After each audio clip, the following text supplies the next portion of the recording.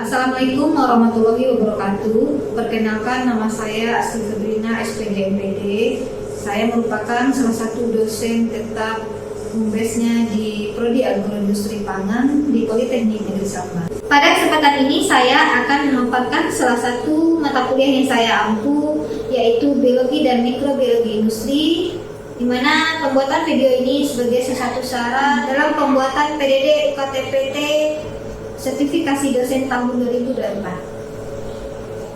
Sebagai seorang dosen, saya sudah melakukan tridharma perguruan tinggi, yaitu pengajaran, pengabdian, dan penelitian. Saya menggunakan sistem DIA, Delivery, Interaction, dan Assessment.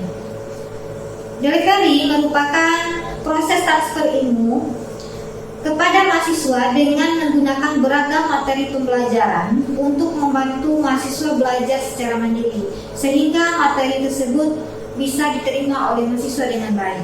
Selanjutnya, interaction merupakan kegiatan tatap muka baik secara luring maupun daring antara dosen dan mahasiswa dalam melakukan proses pembelajaran untuk membahas materi yang dilakukan di kelas. Selanjutnya, assessment merupakan memberikan tugas terstruktur yang direncanakan, misalnya membaca buku, modul, materi, atau membahas artikel jurnal nasional maupun jurnal internasional, membahas kasus-kasus yang lagi terbarukan. Dengan asesmen, dosen bisa mengukur kemampuan mahasiswa dalam menerima materi pembelajaran secara objektif. Dalam pembelajaran, saya juga mengaitkan antara materi kuliah yang saya ampu dengan materi mata kuliah yang lain, sehingga mahasiswa bisa belajar secara global dan saintifik. Selanjutnya, saya akan menjelaskan mengenai mata kuliah yang saya ampu. Salah satu mata kuliah yang saya ampu adalah Biologi dan Mikrobiologi Industri, di mana mata kuliah ini berada di semester 1, yang merupakan mata kuliah dasar dan mata kuliah wajib di Prodi Agroindustri Pangan dengan bobot 4 SKS terdiri dari teori dan praktek.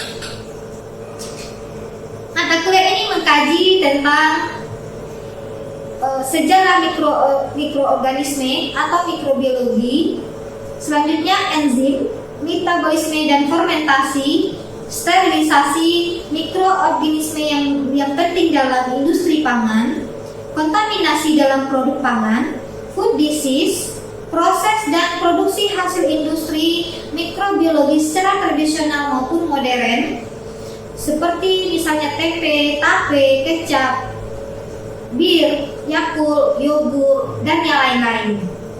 Fermentasi pangan, itu yang terakhir.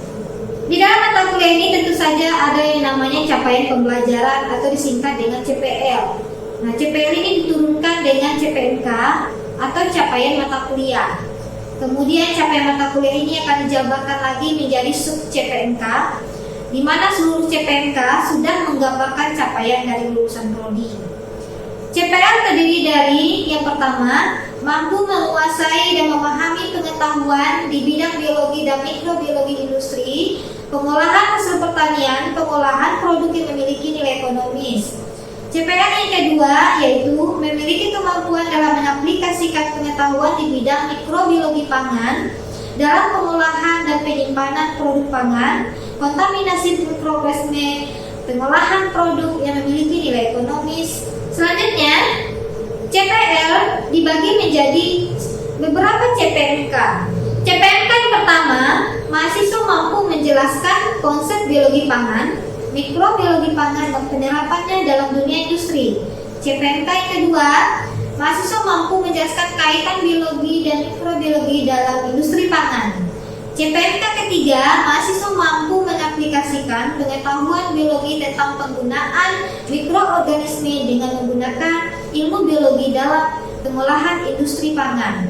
CPMK keempat, mahasiswa mampu menerapkan keamanan produk industri agar terlindungi dari pengolahan, nilai gizi, distribusi, dan penyimpanan. Selanjutnya dari CPMK dijabarkan menjadi sub CPMK yang terdiri dari 13 sub CPMK, yaitu Sub CPMK yang pertama, mahasiswa mampu menjelaskan pengertian dan sejarah biologi dan mikrobiologi serta ruang lingkupnya. Sub CPMK yang kedua, mahasiswa mampu menjelaskan tentang pengertian mikroorganisme dan peran organisme dalam bahan pangan. Sub CPMK yang ketiga, mahasiswa mampu memahami tentang fermentasi.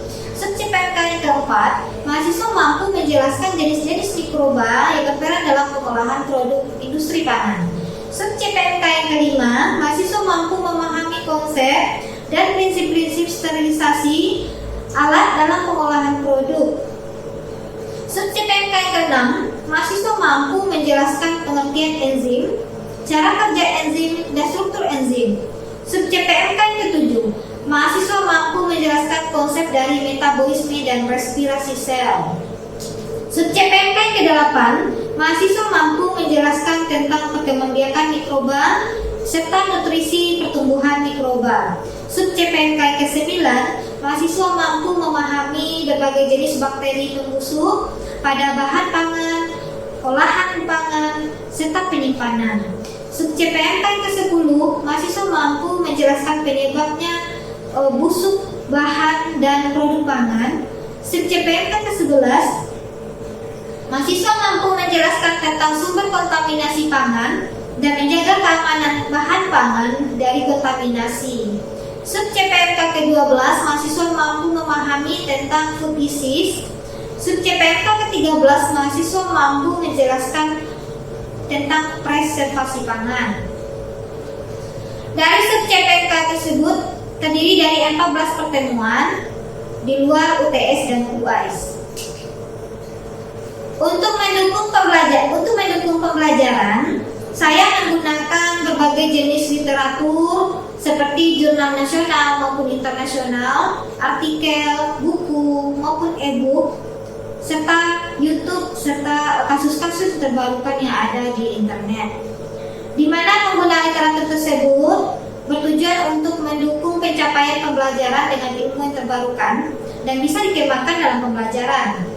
Nah, itulah bagian delivery yang saya sampaikan dalam pembelajaran di mata kuliah yang saya ampu. Selanjutnya kita masuk ke aspek interaction atau interaksi.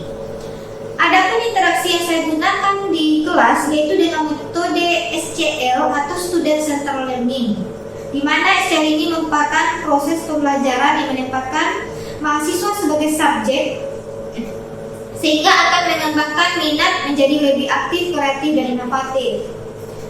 Student Centered Learning ini terdiri dari pembelajaran interaktif, diskusi, studi kasus, dan pembelajaran kooperatif. Secara terdiri dari beberapa tahap, yaitu yang pertama itu adalah interaksi learning atau interactive learning. Interactive learning merupakan pemaparan materi dalam kelas oleh dosen dengan menyisipkan pertanyaan kepada mahasiswa serta meminta pendapat dari mahasiswa yang bersangkutan. Yang kedua, team Purcell, yaitu diskusi dengan mengkaitkan isu-isu atau tema terbarukan kemudian dipresentasikan di dalam kelas. Yang ketiga, best case study dengan cara mengambil berbagai kasus-kasus sebagai contoh di dalam pembelajaran. Selanjutnya yang keempat adalah project based learning. Sebagai contoh, mahasiswa ditugaskan untuk mencari berita, isu, kasus terkini, misalnya makanan-makanan yang mengalami pembusukan akibat adanya kegiatan mikroorganisme atau mikroba pembusuk sehingga ada dampaknya bagi kesehatan yang mengkonsumsinya. Nah, itulah aspek interaksi yang saya terapkan pada mata kuliah yang saya ampu. Selanjutnya kita lanjut ke aspek asesmen, di mana aspek asesmen ini saya lakukan yaitu dengan proses penilaian kepada mahasiswa secara objektif sesuai dengan kemampuan mahasiswa itu sendiri. Adapun poin penilaian sudah saya jabarkan dan sudah saya sampaikan di kelas sebelum pembelajaran dimulai, yaitu pada pertemuan pertama. Dengan begitu diharapkan hasil penilaian saya lakukan dapat memberikan penilaian transparan dan objektif kepada mahasiswa. Demikian pemaparan 3 aspek metode pembelajaran yang saya terapkan dalam mata kuliah biologi dan mikrobiologi industri, yaitu dengan menggunakan metode DIA atau Delivery Interaction Assessment.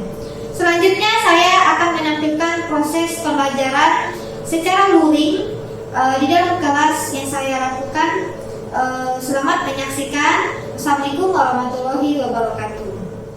Assalamualaikum warahmatullahi wabarakatuh. Waalaikumsalam warahmatullahi wabarakatuh. Apa kabar teman-teman sekalian? Sehat? Alhamdulillah sehat. Baik, sebelum kita memulai pembelajaran hari ini, sebaiknya kita berdoa dulu ya. Silakan Muhammad Estrik, pimpin doanya. Baik, sebelum memulai pembelajaran pada pagi hari ini, marilah bersama-sama kita berdoa. Berdoa dimulai. Berdoa selesai. Oke, hadir semuanya ya. Oke, mata kuliah yang kita pelajari di pagi hari ini sudah tahu? Belum? Belum, sudah ada jadwal ya? Apa di jadwal? Biologi dan mikrobiologi industri. Ya. Capaian di mata kuliah kita hari ini, teman-teman sekalian, itu capaian mata kuliah pertama itu adalah nanti teman-teman mampu menguasai pengetahuan di bidang biologi dan mikrobiologi industri ya. Yang kedua, nanti teman-teman bisa mengaplikasikan di dalam bidang industri karena kita di prodi pangan, jadi nanti teman-teman bisa membuat sebuah produk yang dari hasil fermentasi misalnya kan. Fermentasi, sudah pernah dengar istilah fermentasi tak? Sudah. Fermentasi adalah proses pembuatan sebuah produk dengan mengaplikasikan suatu mikroorganisme tertentu. Apa contohnya? Tempe, apa lagi? Yogurt, nata de coco, keju, kecap, apa lagi ya? Tape, banyak ya. Jadi teman-teman tahu lah ya. Oke, kita next. Untuk CPN-nya paham ya.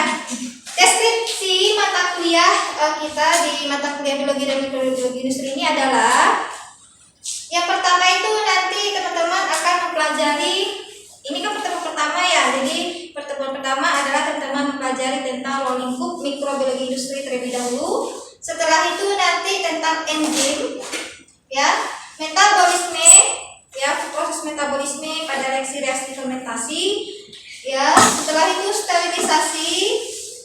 Nah, nanti teman-teman juga mengkaji tentang jenis-jenis mikroorganisme yang berperan di dalam industri. Apa saja jenis-jenisnya, apa saja hasil produknya gitu ya. Setelah itu mikroorganisme penting dalam industri pangan dan kontaminasi produk pangan. Mungkin nanti ada kontaminasi, pembusukan ya. Lanjut food disease.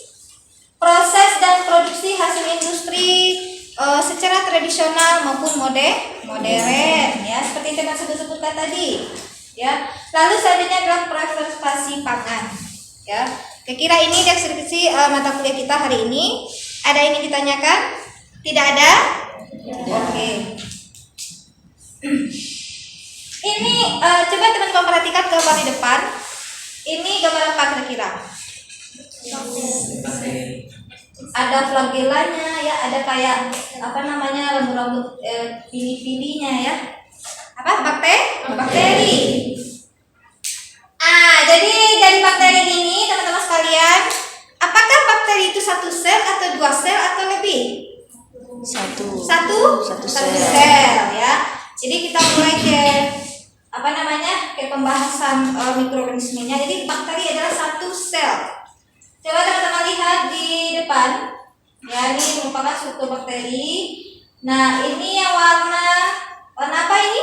Biru ini apa? Nukleolus ya. Yang sitoplasma bagaimana? Yang pinti ini ya. Yang kayak rambut-rambut getar ini namanya adalah pili, yang warna kuning ya. Lalu yang panjang ini apa kira-kira? Flagella. Oke, flagella. Oke, ini ada dinding sel ya, ada ribosom dan lain-lain. Sudah pernahkah teman-teman di waktu SMA mendengar yang namanya istilah mikrobiologi? Sudah. Coba angkat tangan. Silakan. Apa itu mikrobiologi? Mikrobiologi adalah ilmu yang mempelajari tentang makhluk hidup yang berukuran kecil, khususnya bakteri, alga, fungi, dan protozoa yang hanya bisa dilihat dengan mikroskop. Oke, makasih ya. Ya, Aas ya. ya Bu. Oke, terima kasih Aas. Jadi mikro apa artinya teman-teman? Kecil. Biologi?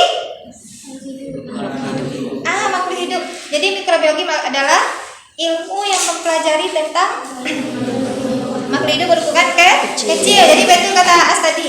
Jadi betul ya. Contohnya apa? Bakteri. Apalagi yang lain? Fungi. Apalagi? Jamur. Sama ya, seperti jamur. Lagi? Yes, boleh. Dan yang lainnya. Nah itu ya. Di industri apa? Industri apa? Proses pengolahan sebuah produk. Berarti mikrobiologi industri adalah penggunaan makhluk hidup berupa mikroorganisme di dalam proses pengolahan sebuah produk. Di sini sudah ada penjelasannya ya. Mikroorganisme merupakan makhluk berukuran salah satu yang berukuran kecil. Nah, ukurannya berapa? 1 nanometer sampai 10 nanometer. Nah, namun ada yang agak lebih besar ini. Salah satunya contoh spesiesnya ini, Tio margarita namibiensis. Ukurannya agak besar, 750 nanometer. Oke, ini ada penjelasan tentang habitat bakteri teman-teman sekalian. Kalau kita lihat habitat bakteri itu yang paling banyak adalah di bawah permukaan laut, ya. Ya, di bawah permukaan laut itu sekitar 66%. Ini menurut penelitian dari Manigan dari tahun 2012. Mungkin yang terupdate lebih lagi ya. Kalau kita bahas ilmuwan tentang mikroorganisme, itu ada beberapa ya. Itu yang pertama adalah virologi. Virologi itu apa? Ilmu mempelajari tentang virus. Nah, jadi kalau di dunia pangan, penggunaan virus itu belum ada ya. Tapi mungkin di dalam penggunaan dunia kesehatan sudah ada ya, virus yang dilumpuhkan dan dijadikan antibiotik seperti vaksin dan yang lain ya. Terus bakteriologi, ilmu belajar tentang bakteri. Mikologi, ya. Algologi, tentang alga. Protozoologi tentang protozoa. Kalau secara singkatnya dari penemuan asal usul makhluk hidup itu beberapa praktikum atau beberapa percobaan itu dilakukan oleh John Needham ya. Nah, John Needham ini dia melakukan percobaan dengan menggunakan daging. Apakah daging, sehingga dia menemukan jasa-jasa yang berasal dari daging. Dia kerjasama juga dengan selanjutnya dengan Francis Corelli, ya kan?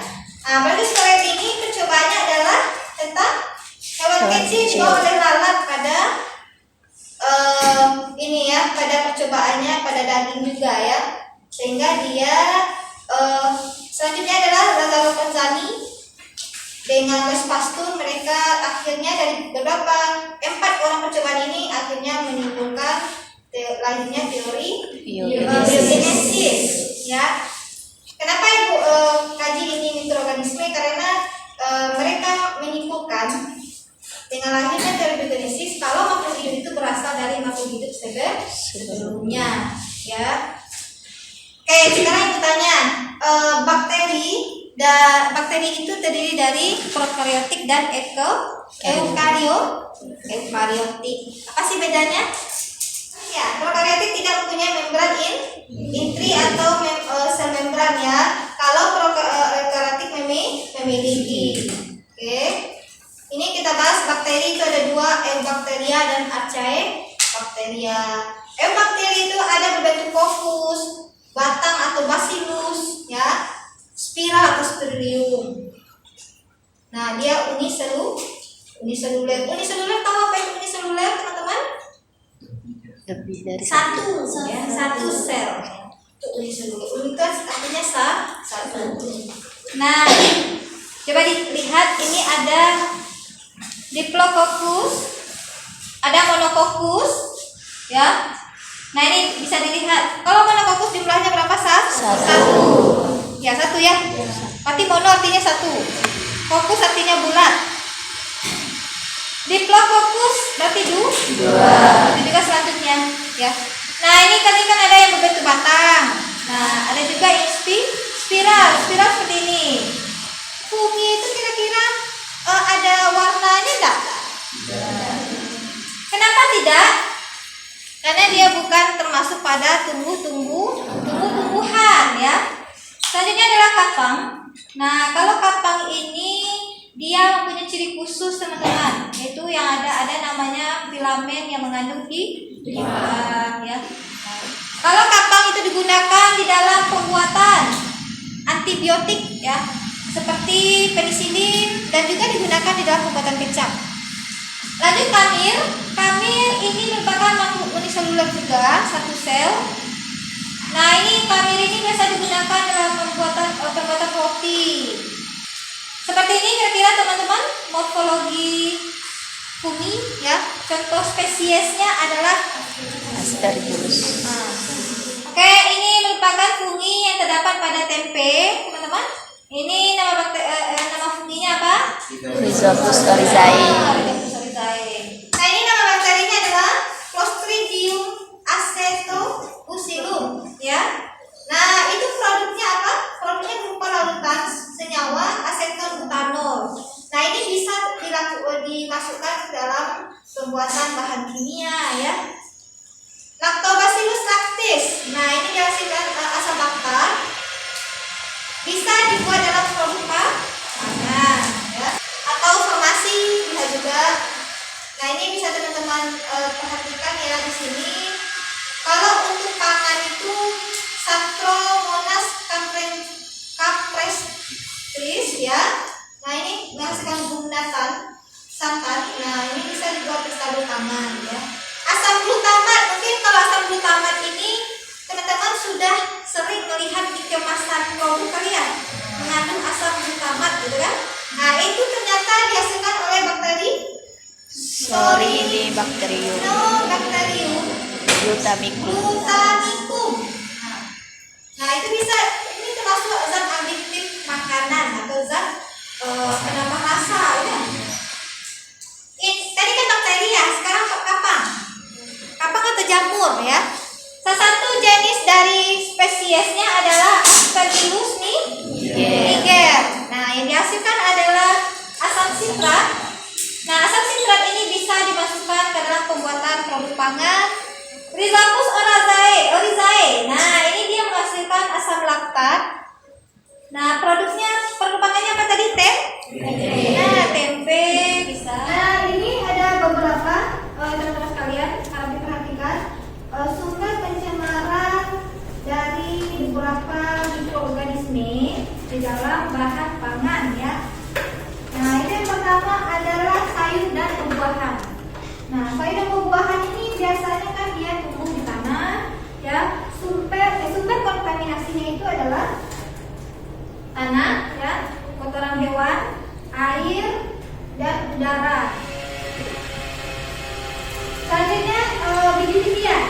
Nah biji-bijian itu juga banyak mengandung organisme. Kalau kita produk pangan, biji-bijian apa contohnya? Zaitun apa? Tepung terigu dari apa? Gandum. Oke, gandum berarti termasuk pada cereal. Daging, kalau daging itu ada seperti jenisnya banyak juga, termasuk penyembelihan, pengolahan, pengamanan, ya. Nah apa nama bakterinya? Pseudomonas dan ya. Nah, ikan dan kerang juga termasuk kalau di pangan itu ikan asap, ikan asin, ya. Ada ikan salai, itu sama. Nah nama bakterinya adalah Pseudomonas dan Escherichia, ya. Oke, Patrick silakan. Bisa bertanya tentang kerusakan yang diakibatkan oleh mikrobia. Kenapa roti yang telah expired biasanya ditumbuhi oleh jamur ataupun kapal? Ya, bagus juga pertanyaannya. Ini bagus. Kira-kira kenapa bakteri, kapang, tadi kuning. Kenapa kira-kira?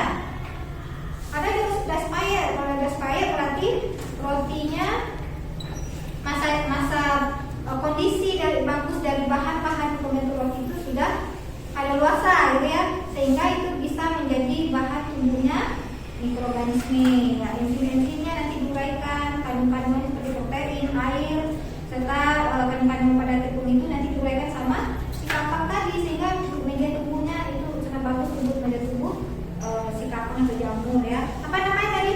Nama bakterinya pada roti Aspergillus niger. Oke, terima kasih penelitian Hetri.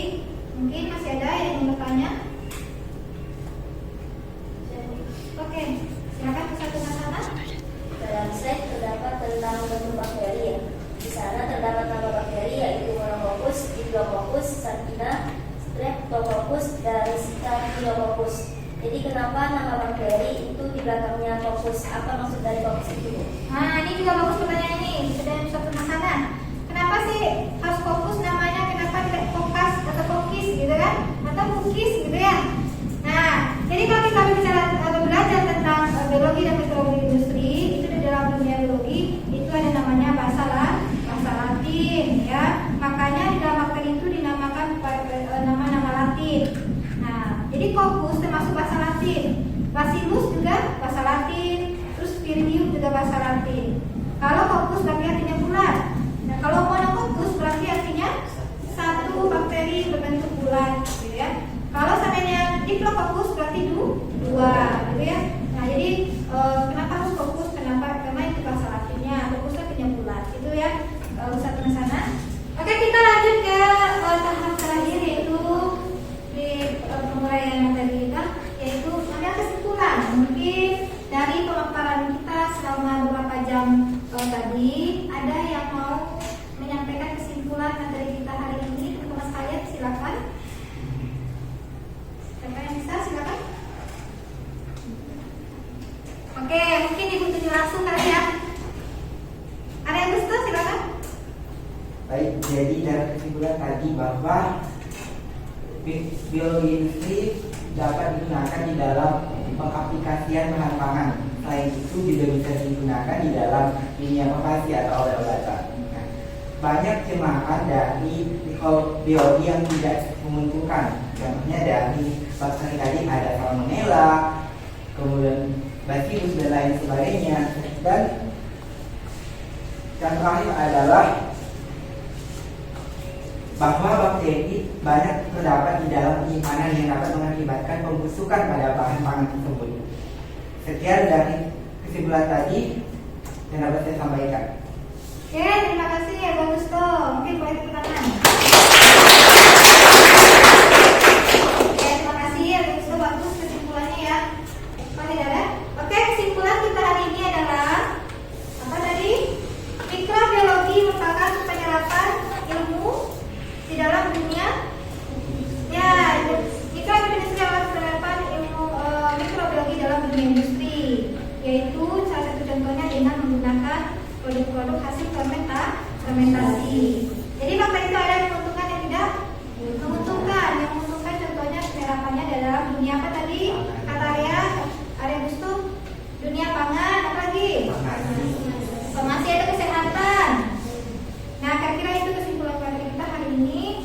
Oke, teman-teman sekalian, untuk minggu depan Ibu beri teman-teman tugasnya adalah teman-teman mencari artikel atau jurnal baik nasional ataupun internasional. Sudah bisa ya? Bisa? Silakan cari materinya, yaitu atau judulnya berkaitan dengan penggunaan mikroorganisme dalam dunia pangan. Misalnya pembuatan kecap, misalnya pembuatan yogurt, keju, atau yang lain itu banyak gitu ya. Nah, itu teman-teman cari. Nanti teman-teman bentuk kelompok. Kelompoknya dikirim melalui grup WhatsApp nanti ya, grup WhatsApp kelas. Nah, tiap kelompok itu ada artikel jurnalnya. Minggu depan akan kita presentasikan ya. Oke, itu saja. Mungkin untuk pertemuan kita hari ini, semangat selalu ya. Oke, Ibu akhiri dengan alhamdulillah. Assalamualaikum warahmatullahi wabarakatuh.